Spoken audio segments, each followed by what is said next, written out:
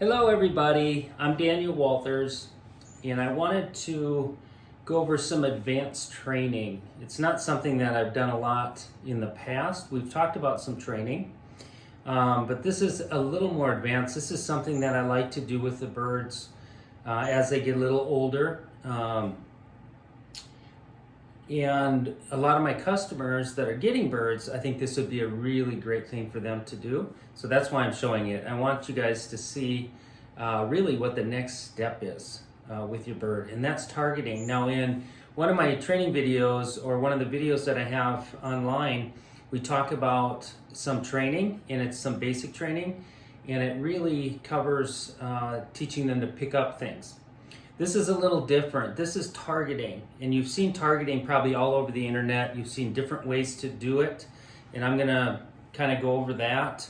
You see some people that use little sticks, and the birds touch the stick, and they have a little clicker, and they click it when they touch it, and that's great. All these things do work, and so I'm not saying don't do this, but let's find what works for you.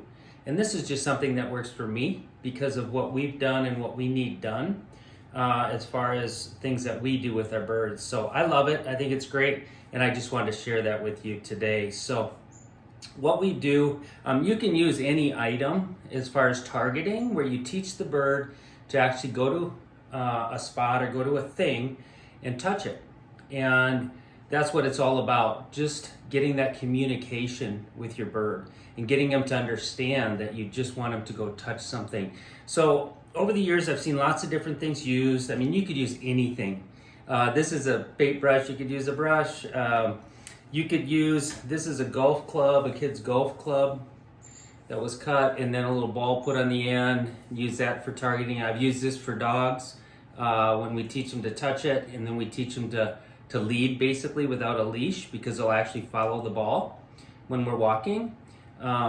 Really cool stuff.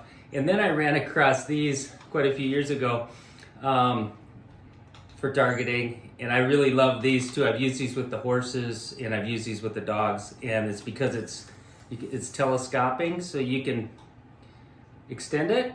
It's soft, and you can push it back in, and it's magnetic on the end here, so you could actually stick it to things. If I was working with a horse, for instance, I could actually stick it to a metal panel or the side of the barn or whatever and extend it out, and I could have them go to the ball, and it would help me in training them or guiding them. So this is really cool. And these are actually, let me show you here, these are actually for backing up your vehicle to hooking it to a trailer. And they had them on sale at Tractor Supply a few years ago, and I picked up a bunch because I just thought it would work really great. And it does, they work really good. So that's just a different item. As far as when we do this, we want to use a bridge. And a bridge is something that you do when the bird does the behavior, does what it was asked to do, but you need to get some time in to get their treat or to reward them or whatever. So we call it a bridge, and bridge can be good in your voice. And that's what I've done over the years. I've used good, and I get a little excited, good. So they know and recognize that that's something good. You can use a whistle like that. And I use the whistle actually for the targeting that I'm gonna show you today. You can use a clicker. Those are great. All of these things do work, and they do work well. But let's get back to the targeting. What I found over the years, because we did movie work and we've done things where I have to have the birds go to a person, a place, and I needed an item or something that would be easy to do that. I could conceal it, I could put it in my wallet, carry it with me, and it's not a hassle. So what I did is I used green, because this is what they would use on a set as far as a green screen, and it's easy to get rid of. So if I had this target that we're gonna make in the actor's hand, you could basically get rid of it if they were making a movie or a film. And so that's why I use green. You could use any color that you want. It could be manila, whatever. I use these folders because I can draw a circle. I use the bottom of a cup. I like the little red Solo cups. They're a little smaller than this. And you set them on there, trace them, and you trace them so they're on the seam on the bottom there. And the reason I do that is once they're traced and cut out, then they're connected. And I like that they're connected because then when I put them together, glue them together, or connect them that way as one, everything lines up. It's easy.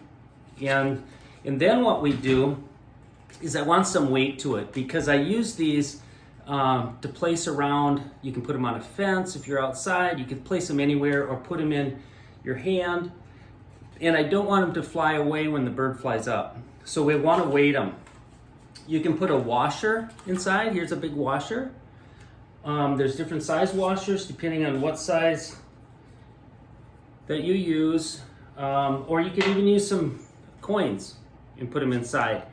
And you're gonna basically use a glue and you're gonna set the washer inside, and you could put any kind of glue. You can use contact cement where you put it on both sides, let it dry, and then you put it together and it stays together. And you can use hot glue. You stick it in there and shut it, and then you've got a disc.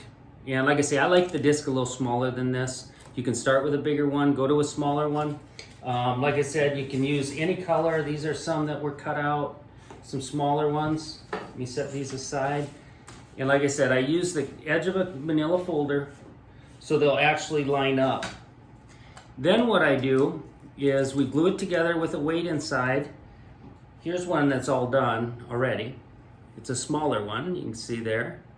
And what I like is I take a marker and we put a dot on one side, a big dot, and the other side a small dot, right there.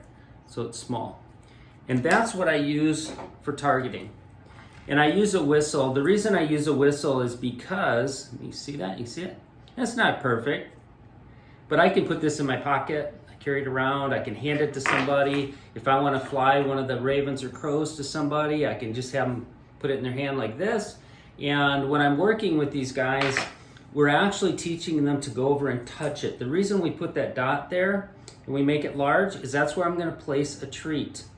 You don't necessarily have to even use a treat, but that will actually attract them to touch that spot as well to see what it is. So we'll set this down and then we'll teach the bird to come over and touch it. Once they touch it, then I blow the whistle. And the whistle actually is the bridge. Like I mentioned earlier, it could be a clicker, it could be good. A lot of times I'm so used to saying good that I do both. So I might blow the whistle plus say good too. And this is, like I said, so beneficial as far as for targeting. With this as well, since I'm using a whistle, if we're flying them and they're at a distance, they can hear the whistle.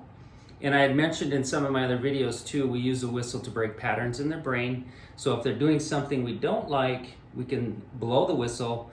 And a lot of times that'll distract them enough not to be able to get back to that spot where they were doing a behavior that we didn't like, and it helped correct it. So like I say, the whistle is something that I use with the corvids because we're flying them at a distance. If you had a clicker and they were half a mile away or quite a ways away and you're clicking your clicker, they wouldn't hear it. So it just doesn't work. And people go, well, a whistle's so loud. How can you do that? Just don't blow it so hard. And just get them used to that. We do that when they're babies. We actually whistle train them from the day they're born. And it's really, really cool because if a customer gets a bird from us and say the bird gets loose or something happens, even if they don't continue to use this whistle, they can go outside and they can blow the whistle, and those birds remember what we did before you got your bird.